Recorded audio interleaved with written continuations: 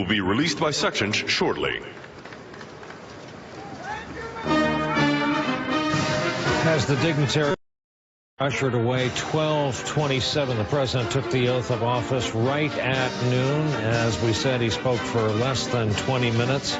Rachel, I heard a Trump surrogate on cable earlier this week say, quote, "I think there's a lot of America that is done with the soaring rhetoric that we've had over the last 8 years." Your assessment of what we just heard from the new president? You know, it's interesting. I have heard that same sentiment that you just described from the very top reaches of the outgoing administration, that oratory is powerful and can be a form of leadership, but it's not the work of governing, and that counting on inspiration doesn't get you where you need to be. This was a workmanlike speech. It was short and he went through it quickly, and it was militant and it was dark. The crime, the gangs, the drugs, this American carnage, disrepair, decay. You can't imagine the outgoing president giving a speech like that. This president also repeating, the new president also repeating that our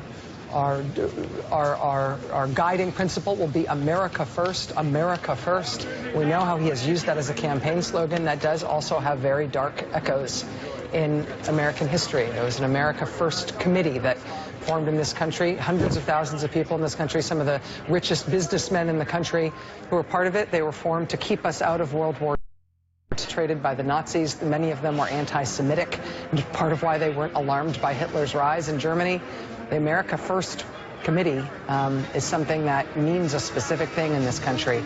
To repurpose it now, not that far down the historical path, it's hard. It's hard to hear. Chris Matthews, you among us are the former speechwriter. Yeah, I think it was the work of a speechwriter, Brian. I thought it wasn't a work of the candidate, the president now. I think it was a very, as you say, workmanlike.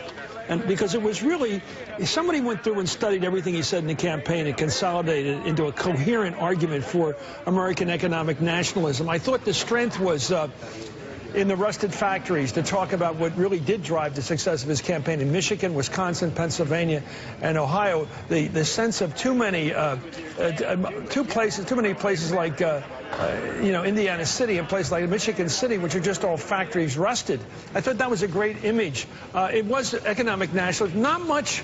Interesting, very little about immigration, except in the context of jobs. None of that ethnic stuff we got about rapists and all that stuff about Mexican Americans and others from Latin America. That was gone. I thought that was interesting. Of course, nothing about human rights, nothing about gender rights, none of the things you'd hear from a Democrat.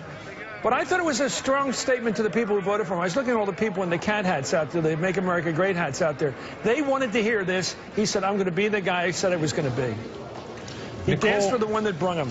Nicole Wallace is standing by to join us. Of course, she worked for that man as former communications director to President Bush 43. Nicole, your summation.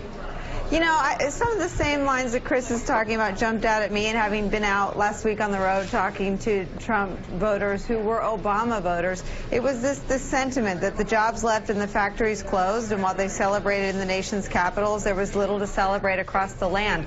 I thought that was the speech's strength. I thought the rest of it was unnecessarily dark. He is the leader of our country now, and, you know, having worked on George W. Bush's 2005 inaugural address, the central critique of that was that it was too soaring, too idealistic. It set out things that could never be achieved. This, to me, felt like a bit of an reaction to that.